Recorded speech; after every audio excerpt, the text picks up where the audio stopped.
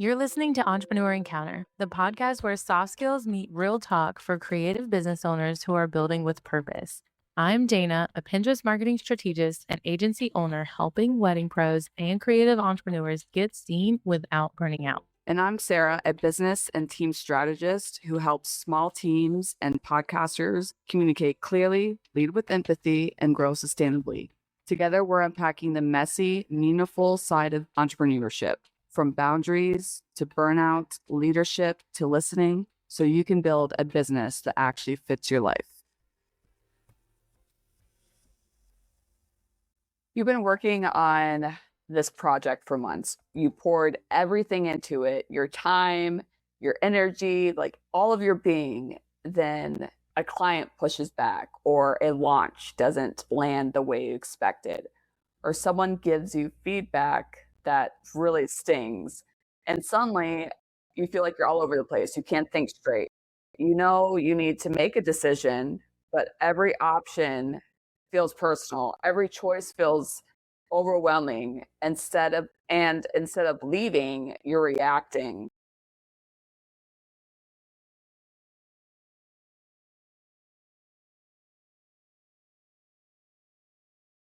When you're a solopreneur, everything in your business is tied to you in some way. Your ideas, your reputation, your livelihood.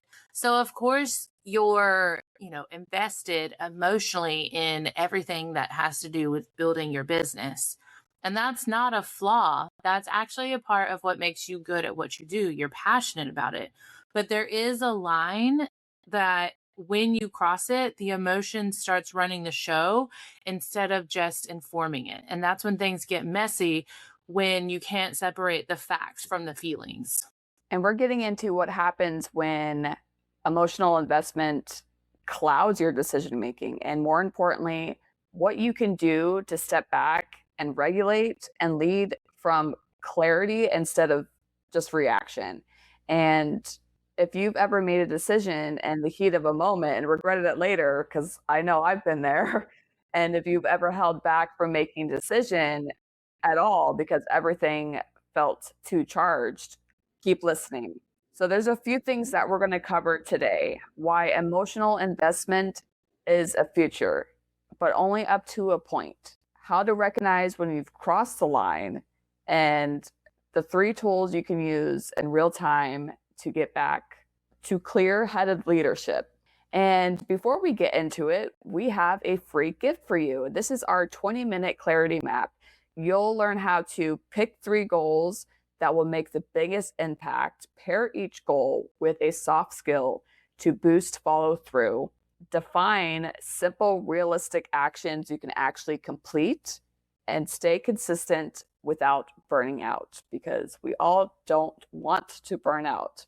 So instead of guessing what to focus on or trying to do it all at once, this tool is going to give you a clear, simple framework to cut through all that noise. So in 20 minutes, you'll have a plan that feels doable, values-driven, and designed to move your business forward without burning out. So let's get into it. I want to kick this off by saying something that might feel or sound counterintuitive. Being emotionally invested in your business is a good thing. It means that you care about what happens in your business, with your clients, with your team members, if you have them. It means you're not just going through the motions day to day. And honestly, for creative entrepreneurs, people who built something from scratch, who put their personality and values into their work, that emotional connection is genuinely a big part of why clients are drawn to you in the first place. It's that story, it's that relationship like focus that is part of the product or service that you sell. And I think we do entrepreneurs a disservice when we tell them to take emotion out of your business. That's not realistic, and it's not even a goal. I mean, I would rather be emotionally invested in my business than not. That this is what I've built. This is what you built, and you want to pour everything into it that you can. The goal is to understand when your emotions are giving you useful information and when they're distorting it. Think about it this way. If you feel uneasy about a client and that unease is telling you something's off, That's your emotional intelligence doing its job. You should pay attention to that. But if a client leaves a critical review and you immediately fire off a defensive response before you've had time to even process that, that's your emotional investment driving you somewhere you don't want to go. So the question isn't, how do I stop feeling things about my business?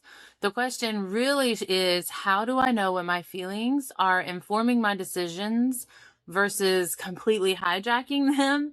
And that distinction is going to be everything. So, how do we reframe this? Emotional investment becomes a problem not when it's present, but when it becomes the only voice in the room. That voice in your head is just getting louder and louder. So, how do you know when you've crossed the line? There are some really clear signals.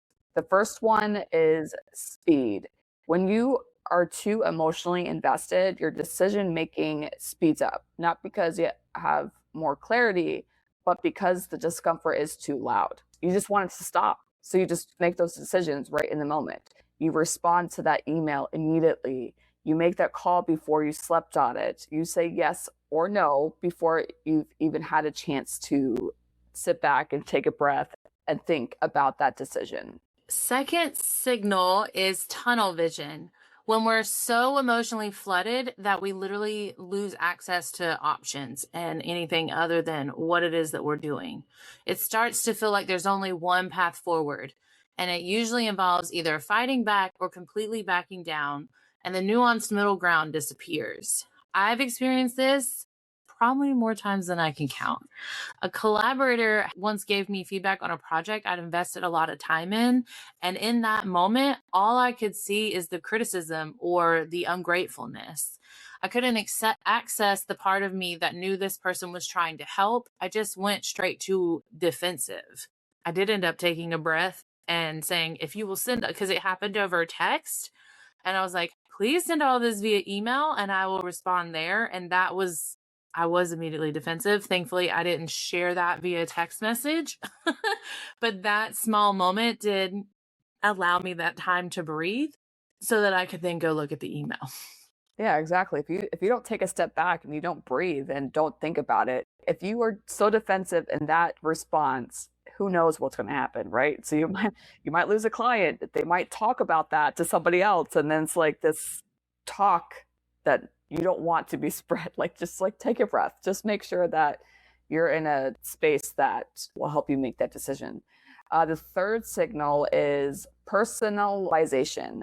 When everything starts to feel like it's about you, your worth, your value, your competence, rather than about the situation, that's a sign you're too deep in it.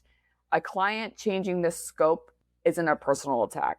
A failed launch isn't proof that you're not cut out for whatever you're launching. But when we're emotionally flooded, our brains start connecting the dots that aren't actually connected.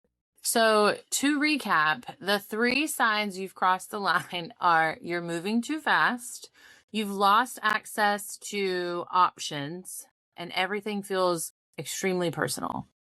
If you're experiencing any of those right now and something you're navigating in your business, keep listening because next we're talking about what to actually do. So, taking action about it and tools that will help you find clarity. So you've recognized you're in it. You're emotionally flooded. You need to make a decision, but you cannot think straight. What do you do? Tool number 1, you want to name that emotion that you're having. This sounds simple, but it's one of the most effective things that you can do in that moment. Before you respond, before you decide, before you do anything, name what you're actually feeling. Not I'm stressed. Get more specific. Is it fear?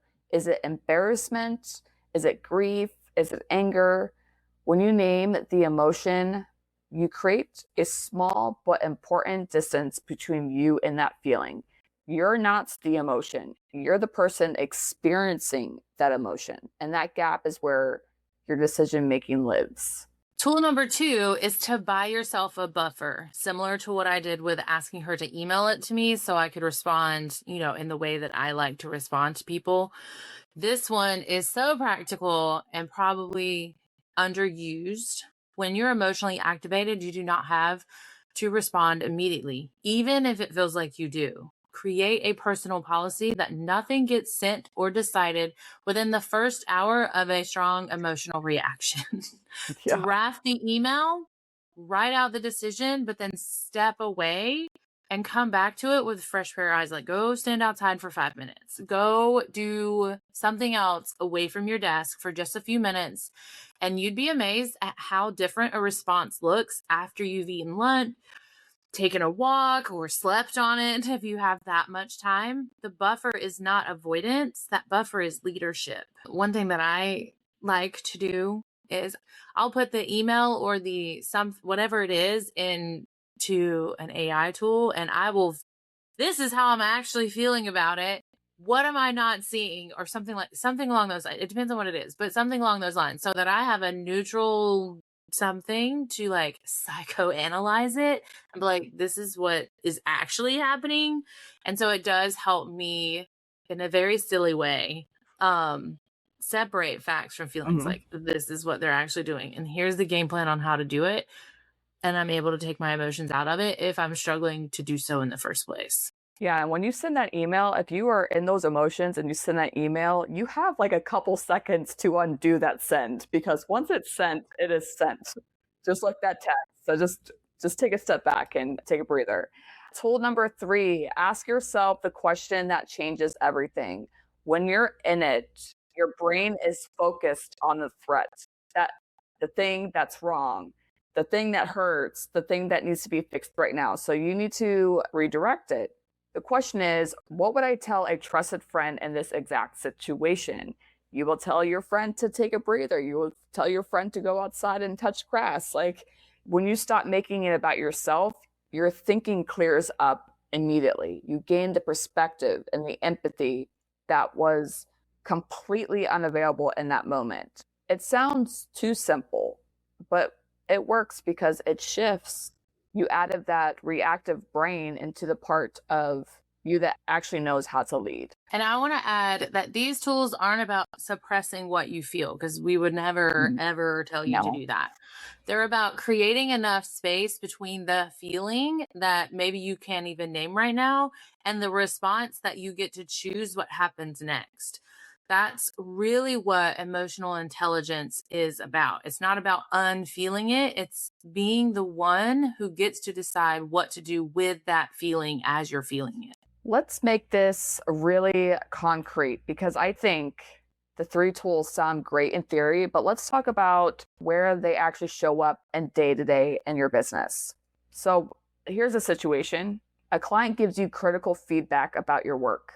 In my early days, I probably would get too emotional and send something defensive, but obviously we learn as we grow. Your gut reaction might be to defend yourself, to over-explain, or to immediately start making changes just to make the discomfort stop. But instead, name that feeling. You're probably feeling embarrassed. You want to buy yourself that buffer before you respond. Ask yourself, what would I tell a friend here? So again, going back to those tools, like, how would you tell somebody how they should react to that feeling? I understand that getting critical feedback can suck at times. Essentially, it does. But we have to kind of reel it back and not take everything so personal. Situation number 2 might be a little common as well. A launch doesn't perform the way that you hoped. When we're emotionally invested in any kind of launch, a bad result can feel catastrophic. You can feel like, oh my gosh, I have to revamp my entire product or service or community that I'm building. And maybe you think your whole business is on shaky ground. But when you name the emotion, and that could be anything from disappointment to embarrassment that it didn't work, especially if you're working with a team and this is your first launch, buy yourself a buffer before you make any big pivots, and ask if you had a close friend that was going through this launch and doing something for the very first time, what would you tell them? What questions would you ask them? And the answer usually sounds a lot more reasonable. Look at the data. Did the numbers look really good leading up to it? And then maybe there was a technicality, like a tech fail or a glitch or something. And so people just weren't able to hop back in and you lost them temporarily. Talk to someone that you trust about it. and just don't blow up the whole strategy based on one result. Look and see where like the holes were, the gaps were, and tweak that one thing and then launch again. Exactly. I never thought about really looking at the data until you and I had our L10 meetings and looking at the data for our podcast analytics, because obviously at the beginning we're like, we're not growing, we're not doing anything right. Like, what is going on? And, internally, it's almost like a fear because you're showing up online and you're like, well, I'm showing up. Why isn't this growing? But, looking at that data definitely helps a lot. Situation 3, a peer or somebody that you are collaborating with says something that lands wrong. This one is tricky because relationships are involved and the emotional stake feels higher. Obviously, when you are building relationships within your business, you want to hold on to them, but sometimes that can be a little difficult. But the tools work here too. Name what you felt, don't respond immediately, and before you assume the worst, ask yourself, is there any version of what they said wasn't meant what they really said? Like when you're communicating, or there might be misunderstandings. Most misunderstandings between people who are actually like each other get resolved by that question alone. So here's what we want you to walk away with today. Being emotionally invested in your business is not the problem. It's actually one of the greatest strengths that you can have as a business owner. The work is learning how to recognize the moment when the investment shifts from fuel to foggy gray, and having a few simple tools to find your way back to clarity so that you can name it, create that buffer, reframe your response, and then that's the whole practice. And the more you do it, it gets faster. The gap between the trigger and the response gets wider. And in that gap, that's where your best leadership lives. Thanks for spending time with us today. If this episode resonated with you, share it with a fellow entrepreneur who might need to hear it. And don't forget to grab that clarity map, which you can find down in the show notes. Until next time. You can now follow us on LinkedIn at Entrepreneur Encounter. Thanks for spending time with us today. If something in this episode gave you a fresh perspective, share it with a friend or send us a DM. We love hearing how these conversations land with you. And if you're curious about how soft skills can support your next season of growth, we each have more resources to share. You can find Dana on Instagram at danas.desk.nc for Pinterest strategy and intentional marketing. And Sarah at UR Rembert for team development, business leadership, and podcast support. Until next time, keep leading with purpose and growing with intention.